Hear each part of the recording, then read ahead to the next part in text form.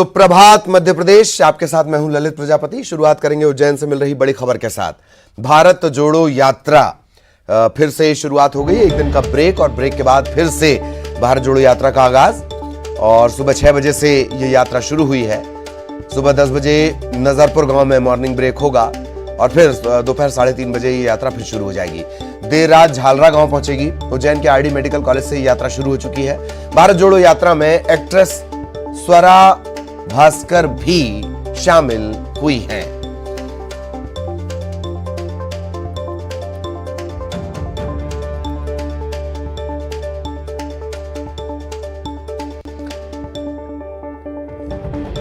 तो एक दिन का ब्रेक और ब्रेक के बाद भारत जोड़ो यात्रा फिर से शुरू। तस्वीरें आप देख रहे हैं, स्वरा भास्कर नजर आ रही हैं। स्वरा भास्कर चर्चा करती हुई, राहुल गांधी से चर्चा करती हुई इस यात्रा में शामिल है। सुबह 6 बजे फ्लैग होस्टिंग के साथ यात्रा की शुरुआत। बड़ी संख्या में अगल बगल लोग खड़े हुए हैं और सुबह से ही खड़े हुए हैं, ठंड है हालांकि। आरडी गाड़ी कॉलेज से आगरमालवा की तरफ यात्रा बढ़ चुकी है।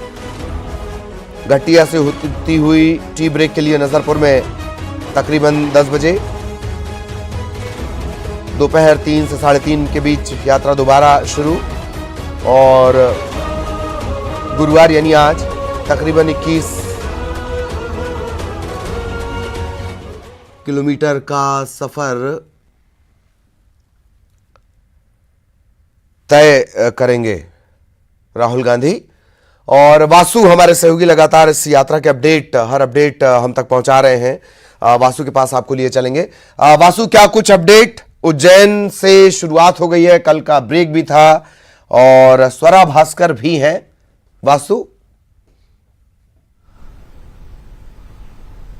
निश्चित तौर पर देखिए, लगातार राहुल गांधी की यात्रा आगे बढ़ रही है। मध्य प्रदेश में आज यात्रा का 9वां दिन है। कल एक दिन का रेस्ट डे था यात्रा का और इस दौरान राहुल गांधी ने तमाम सारे यात्रियों के साथ और जो अन्य लोग हैं उज्जैन के आसपास के क्षेत्रों के जिनको अपॉइंटमेंट दिया गया था उनके साथ मुलाकात की। लगातार वो इंटरेक्शन करते हुए इस पूरी यात्रा के दौरान लोगों से इंटरेक्शन करते हुए नजर आ रहे हैं। और आज एक बार फिर से आरडी मेडिकल कॉलेज से सुबह 6 बजे ही यात्रा जो है वो शुरू हो गई है और अब यात्रा अपने मध्य प्रदेश के अंतिम पड़ाव यानी कि आगरमालवा जिले, जो कि इस पूरी यात्रा के दौरान मध्य प्रदेश का 6वां जिला है और राजस्थान की बॉर्डर पे मौजूद है, वहां उस और अब यात्रा आगे बढ़ रही है। आगरमालवा में भी करीब 2 से 3 दिन तक यात्रा रहेगी। लेकिन आज जो दिन भर का राहुल गांधी का शेड्यूल है, आज पूरे दिन मध्य प्रदेश के उज्जैन जिले में ही राहुल गांधी की जो यात्रा है वो रहने वाली है। और लगातार चाहे फिल्मी हस्तियां हो, अलग अलग सामाजिक संगठन हो, अलग अलग वर्ग के लोग हों, वो इस पूरी यात्रा में राहुल गांधी के साथ कदमताल करते हुए नजर आ रहे हैं। मध्य प्रदेश कांग्रेस के नेता तो है ही, राष्ट्रीय नेता झारखंड, बिहार के लोग भी इस पूरी यात्रा में हमने देखा है कि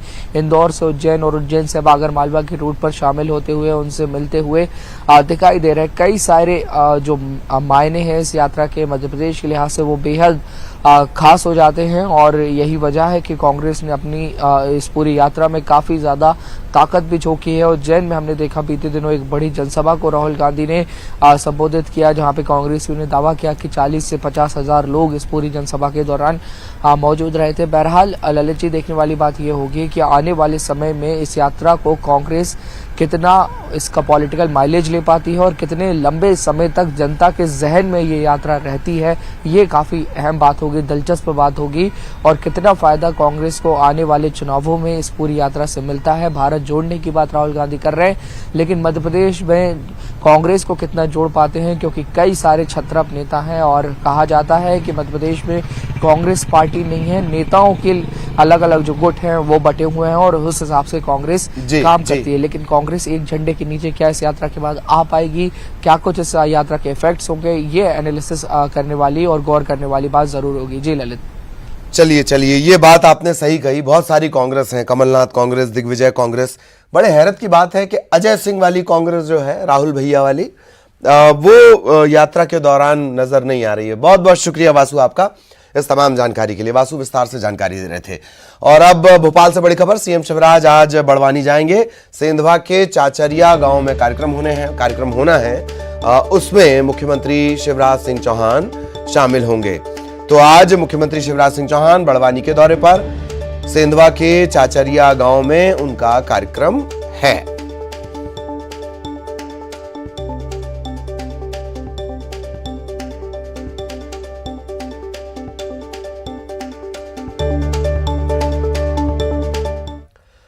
और अब इंदौर से बड़ी खबर, पश्चिम क्षेत्र विद्युत वितरण कंपनी ने बड़ा फैसला लिया है। बहुत जरूरी खबर है, ध्यान रखिए। आप बिल का इंतजार करते हैं, अगर आप पश्चिम क्षेत्र विद्युत वितरण कंपनी के उपभोक्ता मतलब ग्राहक हैं तो आप इस बिल का इंतजार करते हैं, तो अब ये नहीं आएगा। आज से घर पर बिजली के बिल नहीं आएंगे। प्रिंटिंग खर्च बचाने की कवायद है, मोबाइल पर आएगा बिल और उसे ही देखकर पेमेंट करना होगा। ध्यान रखें, कागज का पुर्जा पर्चा अब नहीं पहुंचेगा।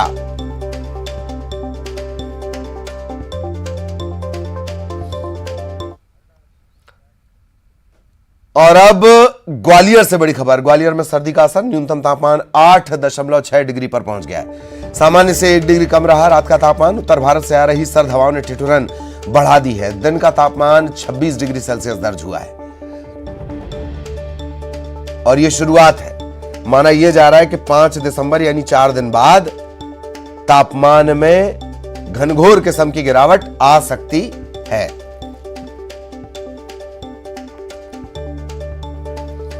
सहयोगी सुशील इस वक्त हमारे साथ जुड़े हुए हैं। सुशील, जानकारी दें, सर्दी की जानकारी दें। विजिबिलिटी अब धीरे धीरे मेरा ख्याल है कम होगी और मेन रूट है ये दिल्ली जाने आने का, और इस सवाल के साथ ही ठंड और लगने लगती है कि 5 तारीख से क्या होगा। सुशील, बिल्कुल, देखिए आज दिसंबर महीने की शुरुआत हुई और दिसंबर महीने के पहले दिन ही ग्वालियर चंबल अंचल में सर्दी का जो है असर लगातार बढ़ने लगा है। और आज ठंड तो है ही है, इसके साथ ही जो ठंडी हवाएं हैं उत्तर भारत से आ रही है वो भी ठिठुरन और बढ़ा रही है। अगर बीती रात की बात करें तो पारा 8 डिग्री के आसपास रहा है। इसके अलावा जो न्यूनतम तापमान है उसमें 1 डिग्री की गिरावट आई है और दिन का तापमान भी कल गिरा है। 26 डिग्री पूरे दिन में अधिकतम तापमान रहा, यानी दिन में भी जो है सर्दी का असर लगातार बढ़ा है। और यही वजह है कि जो लगातार सर्दी बढ़ रही है उसमें लोगों को भी सचेत रहने की सलाह दी जा रही है। लोग भी इक्का दुक्का ही निकल के आते हैं और मॉर्निंग वॉक के लिए। तो आज दिसंबर का पहला दिन किस तरह की सर्दी रही, कुछ लोग आप बताइए कि कैसी सर्दी है आज घर से बाहर निकलते ही एकदम से ठंडी हवा टकराई और काफ़ी ठंड लग रही है रोज के मुकाबले, और हवा काफ़ी ठंडी है। इस बार सर्दी बढ़ने की संभावना जताई? हाँ, लग तो रहा है इस बार की ठंड कड़ाके की पड़ेगी बहुत ज़्यादा।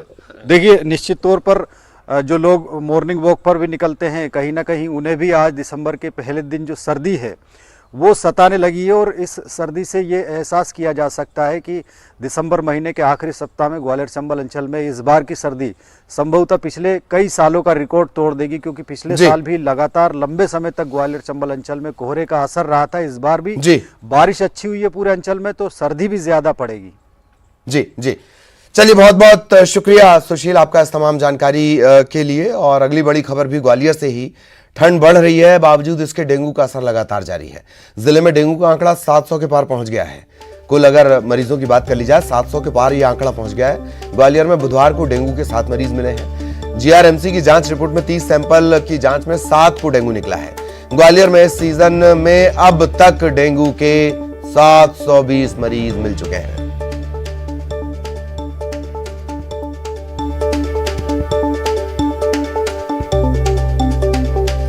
तो डेंगू के मरीजों का बढ़ता आंकड़ा लगातार, हालांकि ठंड में आमतौर पे इसमें कमी आती है, बावजूद इसके लगातार यह आंकड़ा बढ़ रहा है। 30 सैंपल जांच के लिए भेजे गए, 7 पॉजिटिव निकले हैं। कुल जमा आप बात कर ली जाए कि ग्वालियर में डेंगू से अब तक 720 मरीज और करीब 2 लोगों की जान तक इसमें चली गई है इस सीजन में।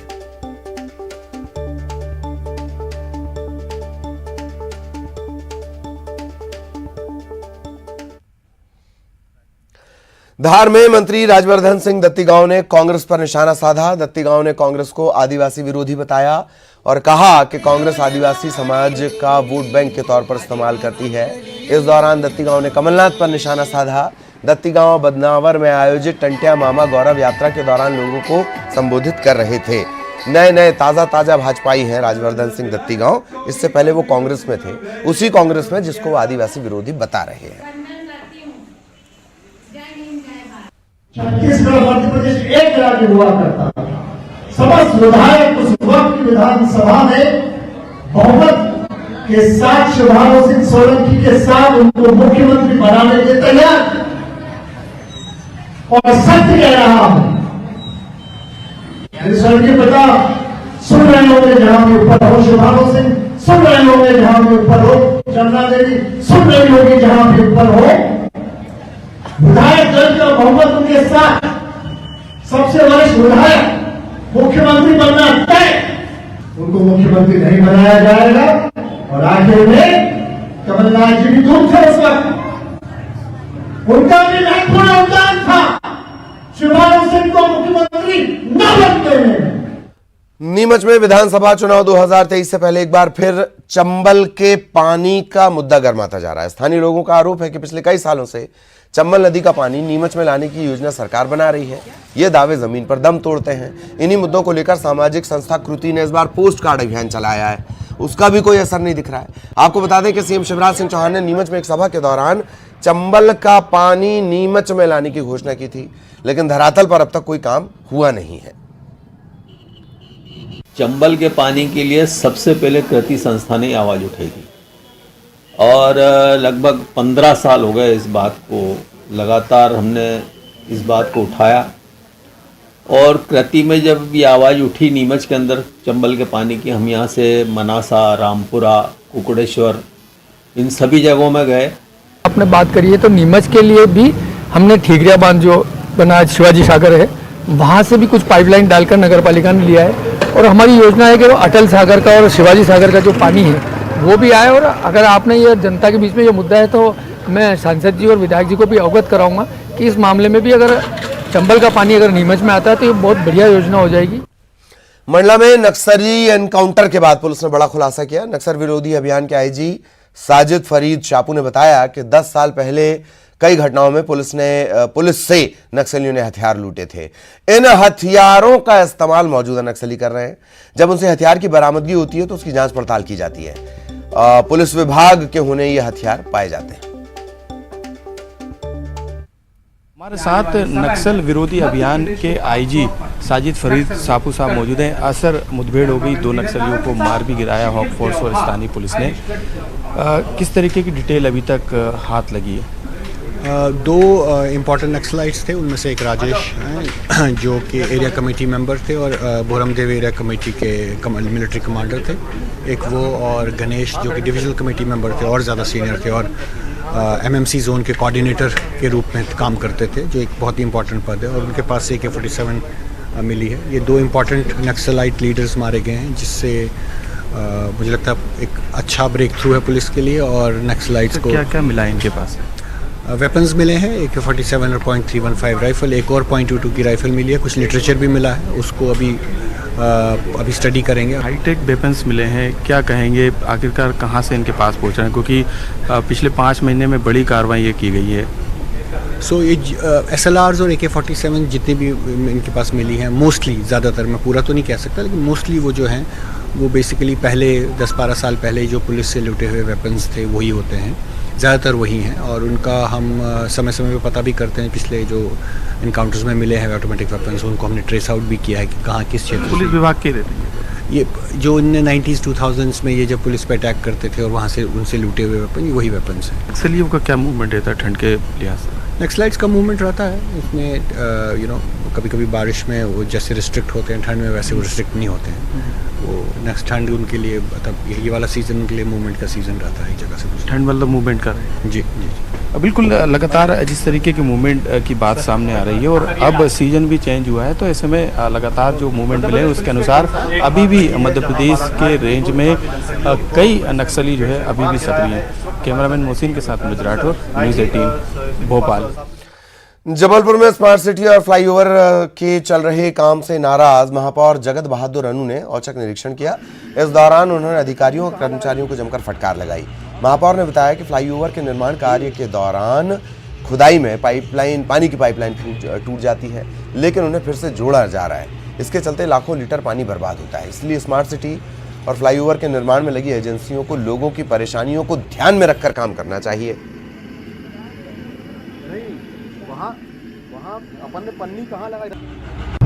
वो सबलेटिंग वाले लोग होते हैं, उनके पास वो क्वालिफिकेशन नहीं होता, वो इंफ्रास्ट्रक्चर नहीं होता, वो मशीन्स नहीं होती। जब वो खोदते हैं तो हमारी पाइपलाइंस टूटती हैं। पाइपलाइंस के लिए हम लोगों ने नगर निगम से बोल के रखा है कि हम, चूंकि आम जनता का काम है, एनसीसी या पीडब्ल्यूडी अच्छे से काम अगर नहीं कर सकती है तो नगर निगम उसमें कोऑपरेट करके हम अपनी पाइपलाइन पूरी सुधारेंगे, क्योंकि हमको सुचारू पानी की व्यवस्था लोगों को देना है। रीवा में एक निजी बैंक में सेंधमारी करने वाले 3 शातिर चोरों को पुलिस ने धर दबोचा। देर रात बैंक में घुसे तीनों चोरों ने पहले एटीएम को निशाना बनाया, लेकिन एटीएम में रखे पैसों को लूट नहीं पाए। इसके बाद चोर सीधे छत के रास्ते बैंक के दूसरे केबिन में जा घुसे। इस दौरान बैंक में मौजूद गार्ड ने घटना की जानकारी पुलिस को दी। पुलिस ने पीछा कर तीनों को गिरफ्तार कर लिया।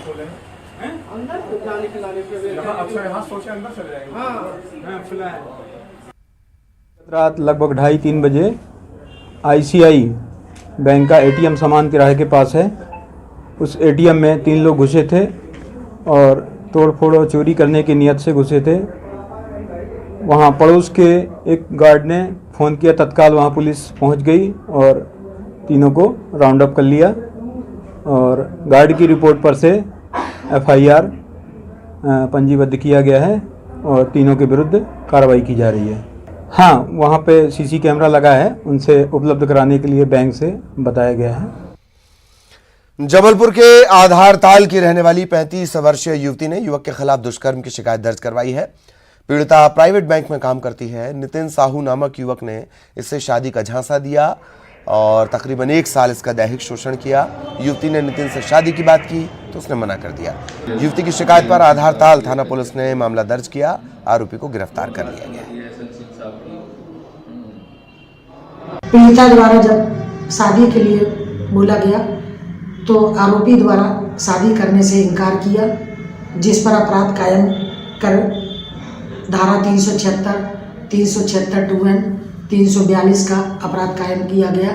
आरोपी नितिन साहू को गिरफ्तार कर जेआर पर न्यायालय पेश किया गया। बांधवगढ़ में फिर से एक तेंदुए की मौत हो गई है। पिछले 10 दिनों में बांधवगढ़ में ये चौथा तेंदुआ है और इसकी आकस्मिक मौत हुई है। इससे पहले 20 नवंबर को एक साथ 2 तेंदुआ शावकों की मौत हुई थी। इसके बाद 26 नवंबर को एक वयस्क मादा तेंदुआ की मौत की खबर आई। फिर एक तेंदुए की मौत से पार्क प्रबंधन में हड़कंप है। मृत मिले नर तेंदुआ की उम्र है तकरीबन 1 साल और आसपास बाघ के पगमार्क मिले हैं। तो ये माना जा रहा है कि तेंदुए और बाघ के संघर्ष में इसकी मौत हुई होगी।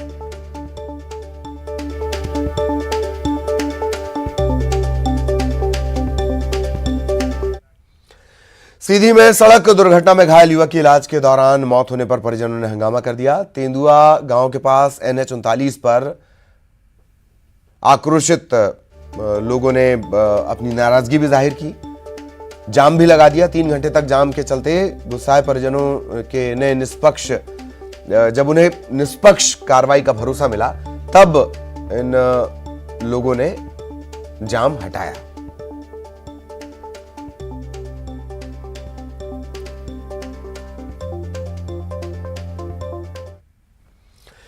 देवास में सरकारी जमीन पर अतिक्रमण पर कार्रवाई की गई है।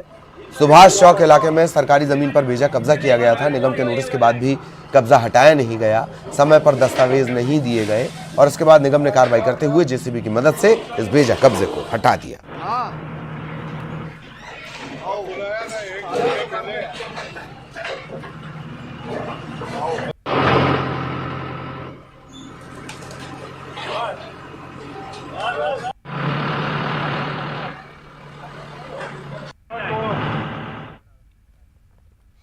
कभी एड्स को लेकर मध्य प्रदेश में संवेदनशील रहे बुरहानपुर जिले में स्वास्थ्य विभाग की सक्रियता के चलते एड्स के मरीजों की संख्या में गिरावट आई है।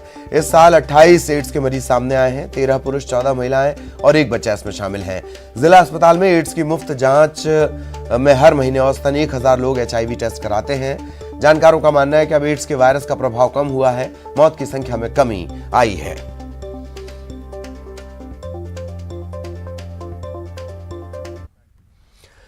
और अब 25 सेकंड में खबर।